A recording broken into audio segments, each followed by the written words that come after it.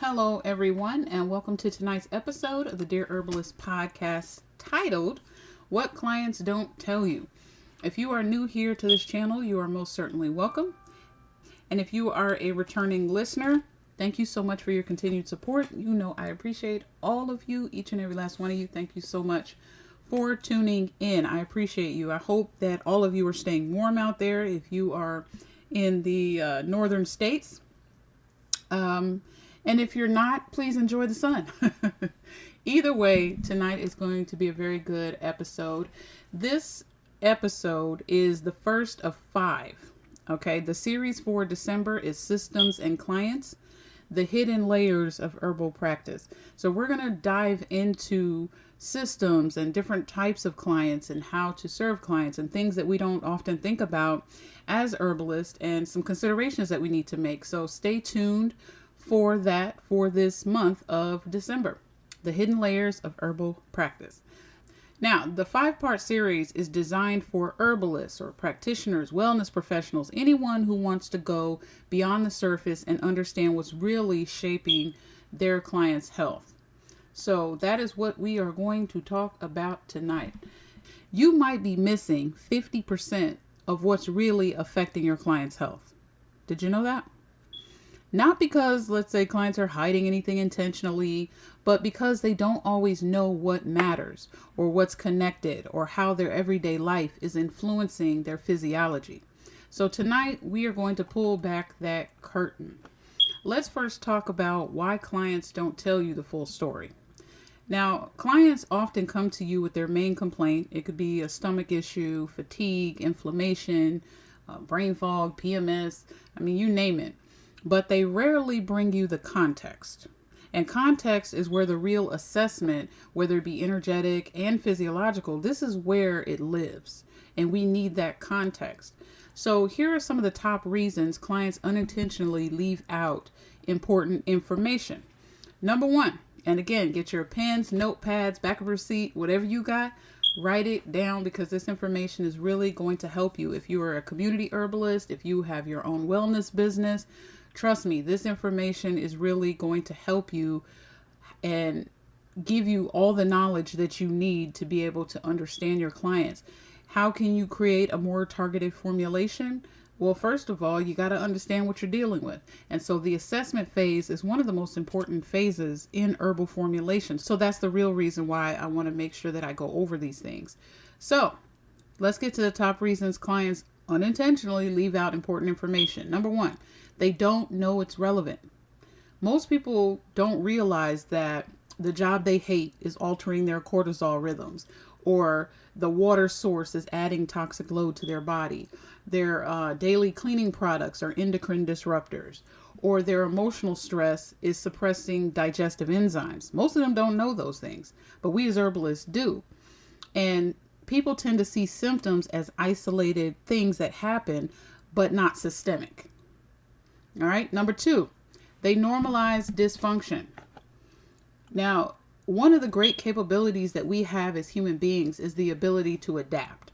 So a person can live with migraines for 10 years and say, oh, I've always had, a weak headache, or I've always had constant banging in my head. And, I just dealt with it. Or I've always had, bloating that, maybe that's just the way I'm built or how I am. Right. So they normalize the discomfort, but what that equals is missing data, and you need that data. Number 3, they're embarrassed or unsure how to explain. That could be another one. I had one guy come up to me and he was talking about, he was kind of beating around the bush and asking me certain questions. And I felt like, okay, this is not like any other interaction that I've had before. Something is missing from what this man is telling me. But eventually he explained to me that he has erectile dysfunction. So when you have clients like that, as a side note, handle it with the most care and respect. I don't think, sometimes you don't think you have to say that, especially to adults, but just handle it with the utmost care and respect, because you don't want people, they already feel uncomfortable opening up to you. And when they are able to do that and express that's what the real issue is, say, you know what, I appreciate you sharing that information with me. Let's see how we can help and get you back on track.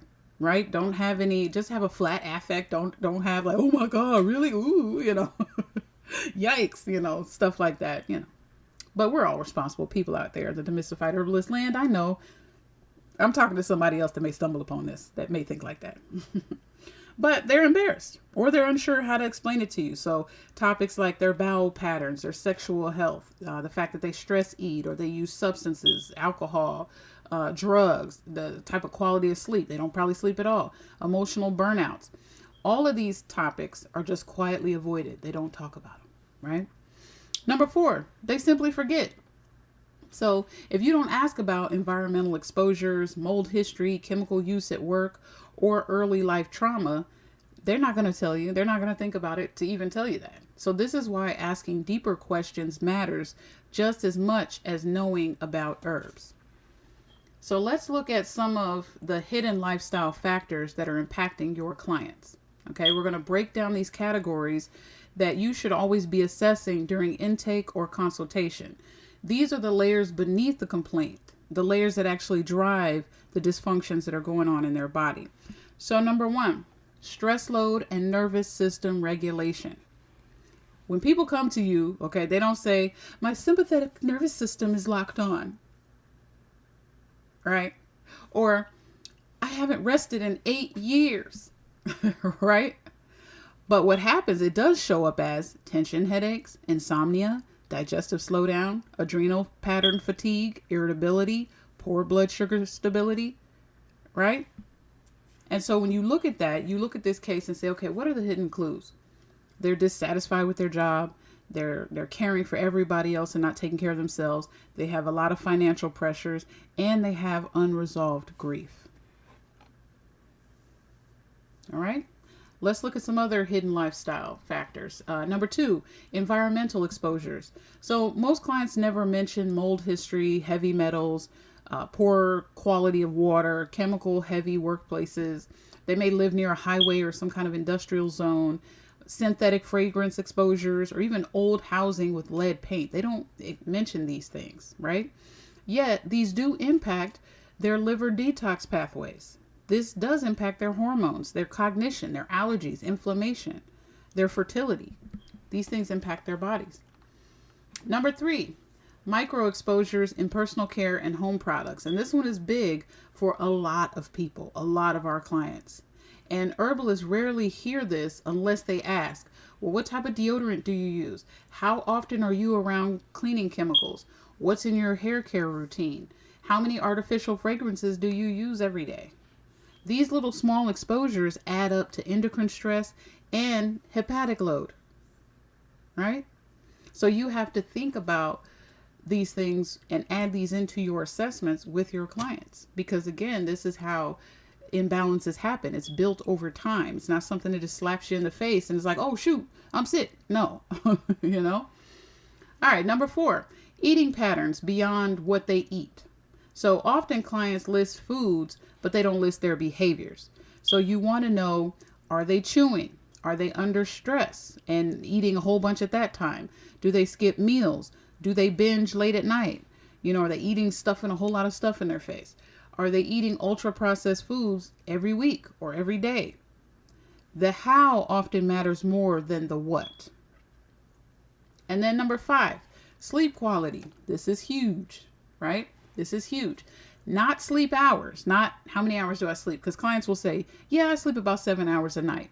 It's not about how many, okay? Because they can sleep 7 hours a night, but the quality may be poor. They may be waking up frequently at night. They may have night sweats. They may grind their teeth. They may have vivid stress dreams, or they may wake up in the morning after 7 hours and still feel drained. This gives you a key look into how their nervous system and how their endocrine system is working. It gives you those key clues to look at. And then lastly, number 6, hidden trauma and emotional landscape. Now, sometimes when people think about this topic and look at it from an herbalist perspective, people tend to think we're like, ooh, we're like these hoodoo type people. But the reality is, of course, us as herbalists, we're not a therapist, right? But we are working with the client's nervous system.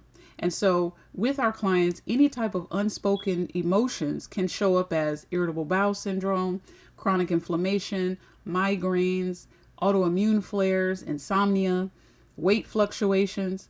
So our job, we don't diagnose. So we never want to use that word. We make assessments, right?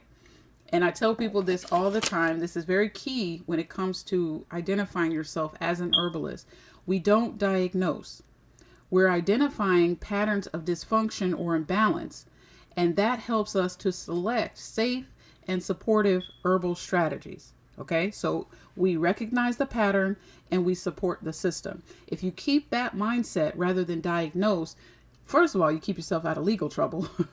And second of all, you'll keep yourself in the mind frame of, I have to recognize patterns. I have to look at the mechanisms that is behind this system. Okay, it's not diagnosis, it's an assessment. All right, so how can you ask better questions?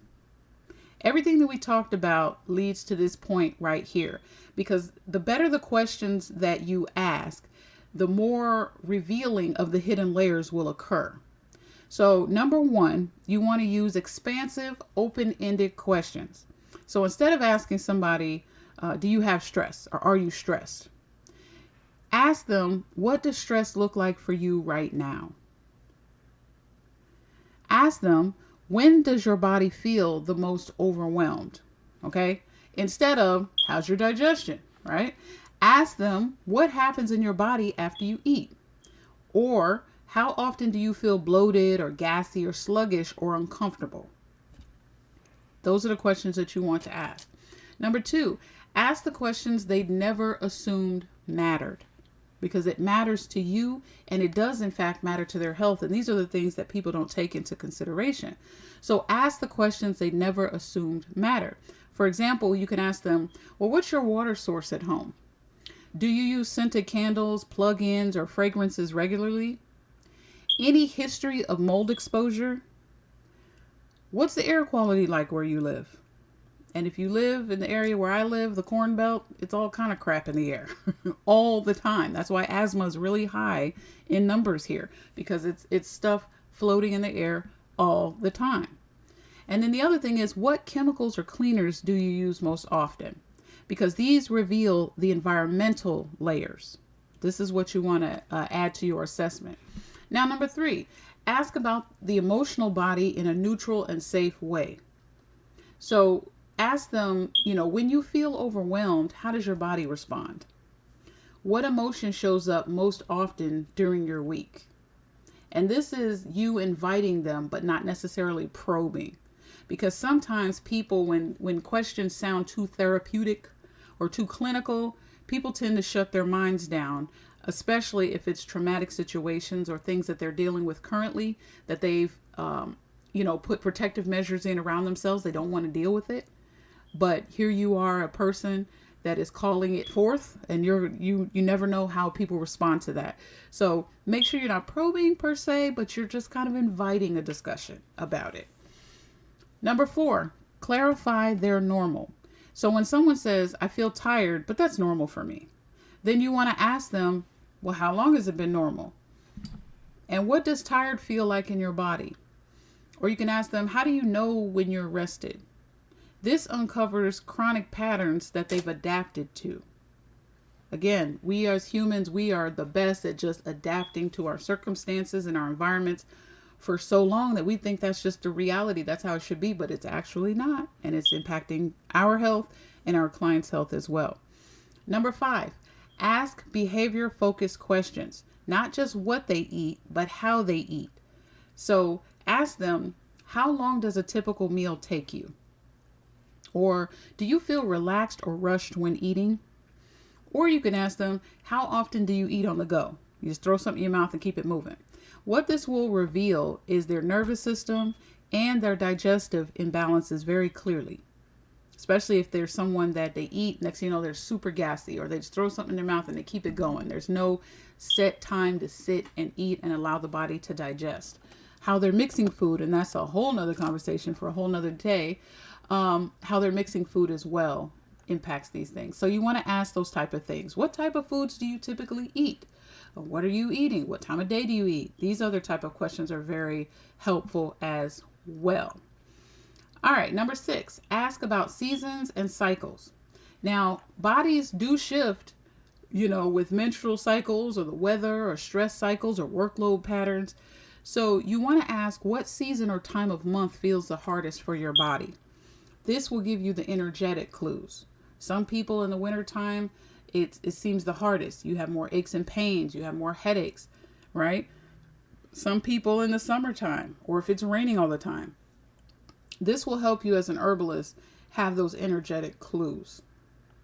So let me give you some action steps, okay?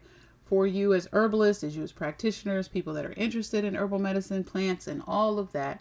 Here are some steps that you can implement immediately. Number 1, add 5 hidden factor questions to your intake form. You can pick from the list that I just gave you and make them standard to fit whatever business or wellness clinic or whatever it is that you have, but make them standard and pick from the list that I just gave you. Okay. Number 2, use the tell me more technique. So after every answer, ask the tell me more about that.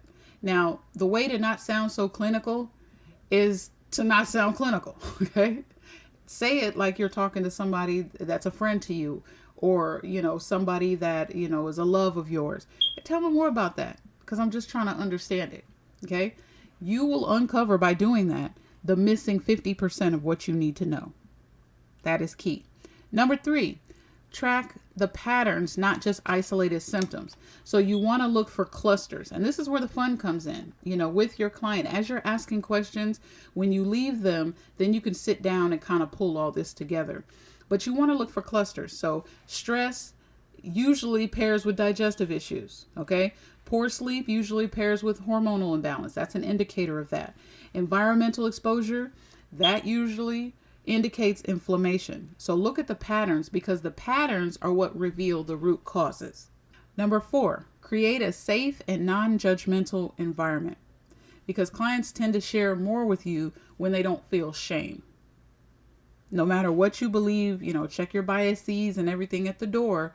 When somebody comes to you and they need help, you really have to make sure that you are not shaming people, no matter what it is that they got going on, because nobody wants to feel shame. And if they feel shame, they're not going to open up. And then number 5, this is very key. This is very key to any assessment or any client interview that you have. Listen for what they are not saying, whether it's a pause, a hesitation, or if they quickly dismiss something. This often signals there's a deeper layer. Now, you don't want to keep pressing, right? But you want to pay attention to that and just make a note of it in your mind, or make a note of it on your notes, that this might be something to further explore with them later, but this may be an indication that something is going on here. All right. So let me give you some key takeaways. We're going to wrap up tonight. I didn't want to keep this one too long. I just kind of wanted to get in here, get the information, and allow you to enjoy your night. But we're going to wrap up with some key points. Okay. Some of the key takeaways are this. Clients don't hide information intentionally. Okay. They often don't know what's relevant. So there are some clients, if I'm honest, there are some clients that do hide it, especially the ones that may be on medications. Okay. And for those clients, it's very important that you stress to them, I have to know. No matter what, I know you're coming to me as an herbalist, and you know how I feel about, prescription drugs and all these other things. But at the end of the day, I still have to know, because I don't want to harm you with whatever herbal remedy that I recommend and it interact with your prescription. We don't need that at all. So I find that most people that hide information usually are the ones, and not all, okay, I don't want to say all, but some of them are people that tend to have prescription drugs that they may be taking, or it could be people that have those type of embarrassing issues, HIV, or, what people would consider embarrassing, right? Hepatitis, whatever, herpes, any type of sexually transmitted disease, erectile dysfunction, these type of things. Sometimes they'll keep it from you because it's embarrassing. They don't want you to know. So, But for the most part, in general, most clients don't hide information intentionally. Okay. They just don't know what's relevant. The other thing is hidden stressors, exposures, and habits create systemic imbalance. So that's the other important thing to know. Number 3, ask deeper, more precise questions because this will reveal the root causes. Intake forms should evolve with your business. Okay, the more you know, the more you grow, the more you learn. So these intake forms that you have, they should continue to grow as your business grows because you're meeting more people, you're experiencing a lot more different situations, some surface, some complex. So let it evolve. Don't be so hard staunch on your intake form. Make it fluid because trust me, as you learn more and you grow more and you dive deeper into herbal medicine, you'll begin to see that things that you change, it could be this one day, it could be something next. That's why I love it because it's not something that you'll ever master, so to speak. Okay. And then finally, the body speaks through patterns, all right? Not isolated systems. So, if you like what you heard, please like, share, and subscribe.